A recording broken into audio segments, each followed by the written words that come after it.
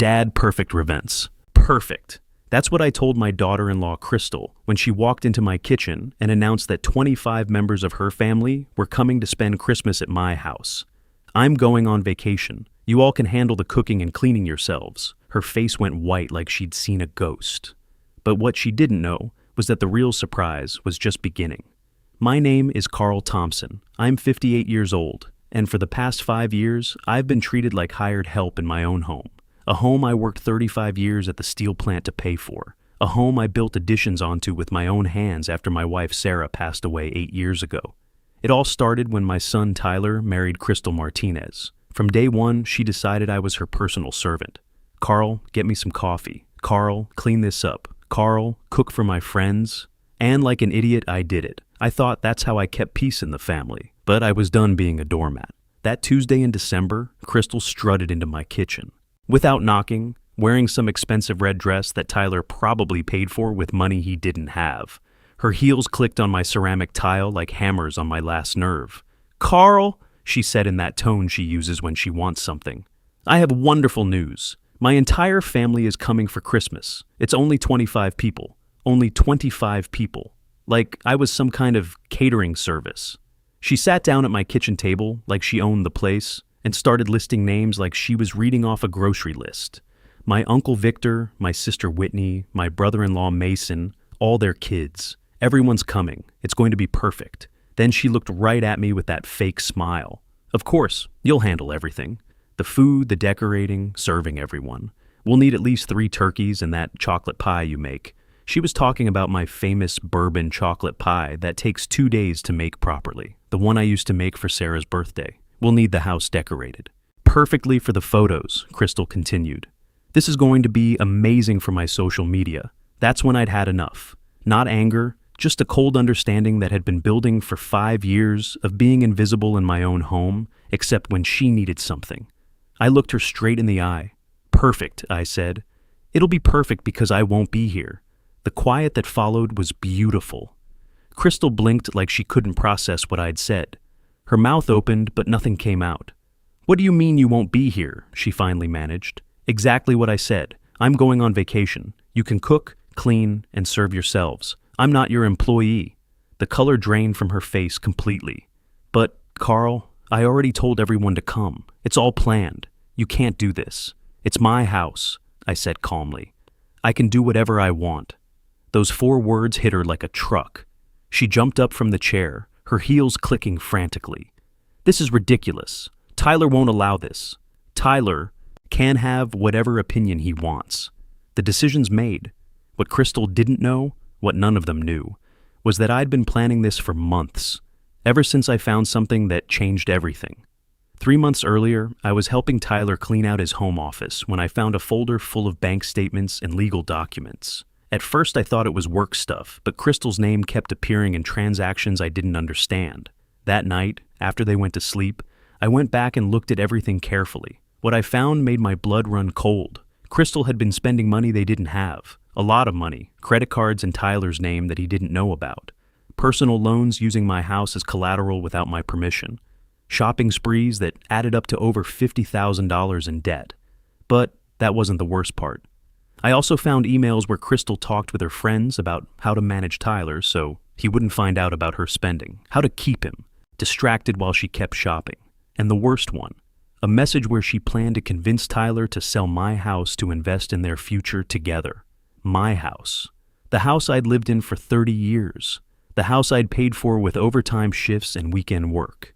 Crystal wanted Tyler to sell it to pay off her shopping addiction. That night, I couldn't sleep.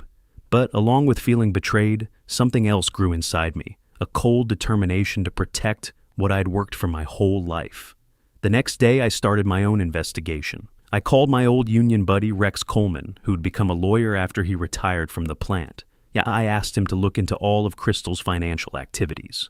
What we discovered was even worse. She wasn't just a compulsive spender. She'd been lying about her job, too. Her important career at the boutique was part-time minimum wage. But she'd been telling Tyler she made 3 times that amount. And there was more. Crystal had been telling her family that we were much wealthier than we actually were. She told them Tyler had a thriving business, that I had a fortune saved up, that our house was worth twice what it really was. All lies to make herself look successful. Now, sitting in my kitchen watching Crystal panic, I smiled for the first time in months. Because I'd taken steps she couldn't imagine. First, I'd moved all my savings to a new account at a different bank, an account Tyler didn't know about and would never have access to. Then Rex helped me with legal paperwork to make sure no one could force me to sell my house or use it as collateral ever again. But my masterstroke was contacting Crystal's family directly. Not all of them, just the ones who mattered. Her uncle Victor, who owned a chain of restaurants in Miami. Her brother-in-law Mason, the real estate guy who was supposed to help Tyler's business. Her sister Whitney, who worked at a bank and had a reputation for being straight as an arrow. I sent them polite emails, introducing myself as Crystal's concerned father-in-law. I said I was worried about the young couple's financial situation and wanted advice on how to help. Of course, I accidentally attached some of the most shocking bank statements I'd found. The responses came fast. Victor was furious about being lied to. Mason immediately canceled any plans to help Tyler financially. Whitney was so angry she threatened to come personally to straighten out her sister.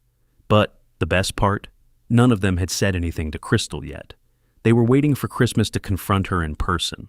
A Christmas gathering that would be missing the hosts they expected, the food they were promised, and the perfect family image Crystal had been selling them. Just then, I heard keys at the front door. Tyler was home from work. Crystal ran to him like a kid tattling to daddy.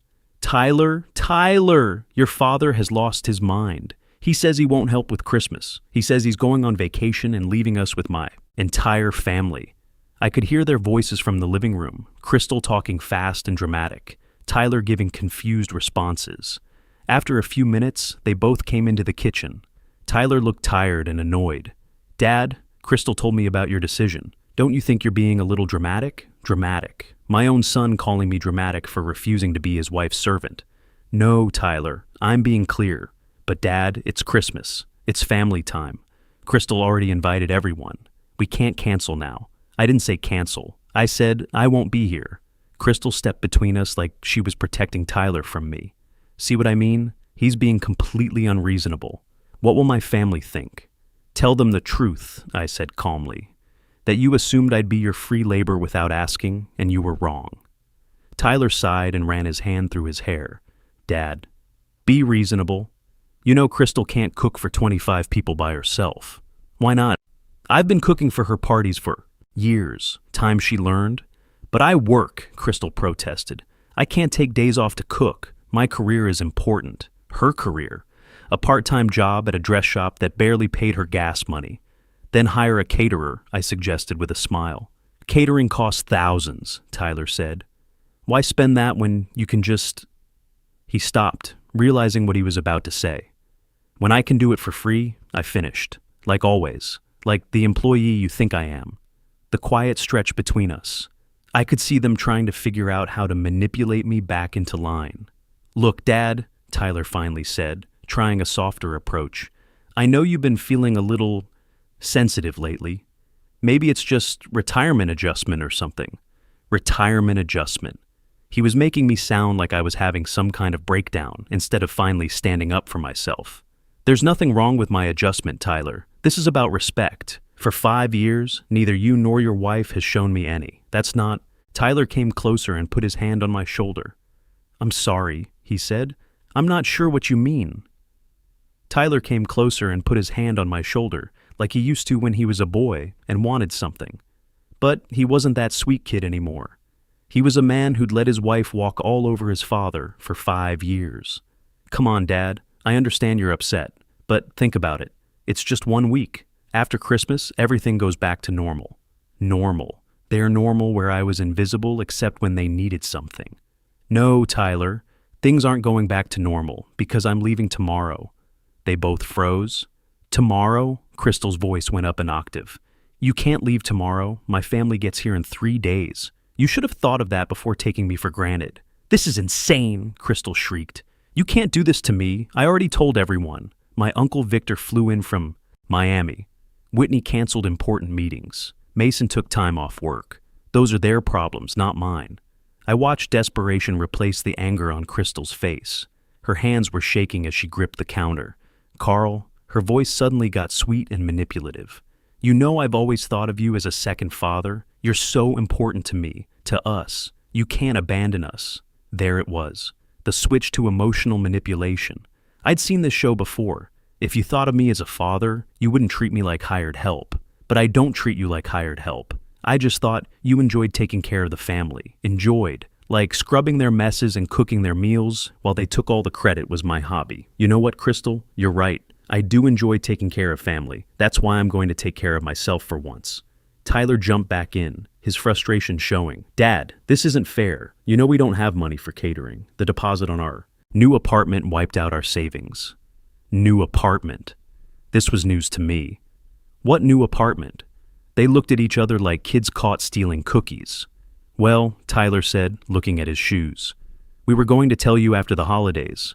We found this great place downtown. 3 bedrooms, ocean view, gym in the building. Sounds expensive. It is, but it's worth it. And don't worry, we're not moving far. Only 30 minutes from here. 30 minutes. Close enough to keep using my house as their personal restaurant. Far enough to have their privacy. And how exactly are you paying for it?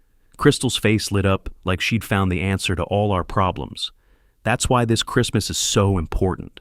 My Uncle Victor is very generous when he's impressed. And Mason has connections that could help Tyler's business. If everything goes perfectly, they might help us financially. There it was. The real reason for the big Christmas show. Not family or tradition, money. She needed to impress her rich relatives to get financial help. And I was supposed to be the stagehand making it all look good. I see, I said. So, you need your Christmas to be perfect to impress the wealthy family. Exactly, Crystal said, relieved that I finally understood. I knew you'd get it. You always know what's right. What's right? For 5 years, doing what was right meant sacrificing my comfort and dignity to make their lives easier. You're absolutely right, Crystal. I know exactly what's right. That's why I'm still leaving tomorrow. The hope died on their faces. You can't do this, Crystal said, breathing fast like she was having a panic attack. You can't ruin our future over hurt feelings. I'm not ruining anything. You created this situation by never learning to take care of yourselves. Tyler stepped closer, desperation clear in his voice. Dad, please. If you really need a vacation, we can postpone it until after New Year's. We'll pay for the whole trip. Hotel, everything. They'd pay for my trip? With what money? They just said the apartment deposit wiped them out. The offer's nice, Tyler, but my decision's made. This is emotional blackmail, Crystal burst out, her fake sweetness finally cracking. You're manipulating us. Emotional blackmail. The words hung in the air like an accusation that backfired. Because if refusing to be their free employee was emotional blackmail, what had they been doing to me for 5 years? You want to know what emotional blackmail is, Crystal? It's making me feel guilty every time I don't want to cook for your friends.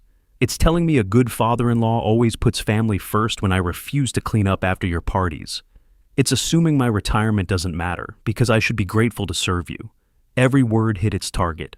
I could see them both flinch because they knew it was all true. That's not the same thing, Crystal stammered, but her voice had lost all its power. You're right, it's not the same. What you've done is worse. That night, while Crystal and Tyler argued in desperate whispers downstairs, I locked myself in my room and opened my laptop. Time for phase 2 of my plan. My phone started buzzing with text messages. The first was from Victor. Mr. Carl, after reviewing the documents you sent, my family decided to arrive a day early. We want to speak with Crystal about important matters before the celebration.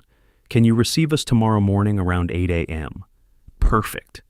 They'd arrive right when Crystal and Tyler would be panicking about the empty house and no food. I texted back, "Of course, Victor. Though I should mention I'll be leaving for my trip that same morning, so Crystal and Tyler will be your hosts." His response came immediately. "Perfect. That's exactly what we need." I smiled in the dark. Crystal thought she was so clever, so manipulative, but she'd underestimated the old man who'd been watching her games for 5 years. She assumed my age and quiet nature meant I was helpless. Tomorrow morning, she'd discover just how wrong she was. At 6 a.m., my alarm went off like the sound of freedom. I showered, got dressed, and started packing. Every item I put in my suitcase was another step toward getting my life back. Crystal and Tyler were still asleep when I carried my bags downstairs. I left a note on the kitchen table next to the house keys. Decided to leave early for my trip. The house is yours. Enjoy your perfect Christmas. Carl. What the note didn't mention was that I'd made a few preparations, like emptying the refrigerator and pantry completely. If they were hosting 25 people, they needed to learn responsibility meant buying food. I'd also locked away all my good dishes, tablecloths, and Christmas decorations in my bedroom. If they wanted to impress the rich relatives, they could get their own supplies. And I'd canceled the weekly cleaning service that I paid for, but Crystal always took credit for. The taxi arrived at 7 a.m. sharp. As we drove away, took one last look at the house I'd lived in for 30 years. A house that had been my sanctuary, then my prison, and would soon be my fortress again. The hotel I'd booked was everything I'd dreamed of during my years of forced domestic service. A suite with an ocean view, room service, and most importantly, complete quiet. My phone started ringing at 10:47 a.m. Tyler, of course. "Dad, where are you? We found your note, but why did you leave so early?" His voice sounded confused and panicked. He'd probably just discovered the empty kitchen. "Good morning, Tyler. I decided there was no point delaying the inevitable. You two have a lot of work ahead of you.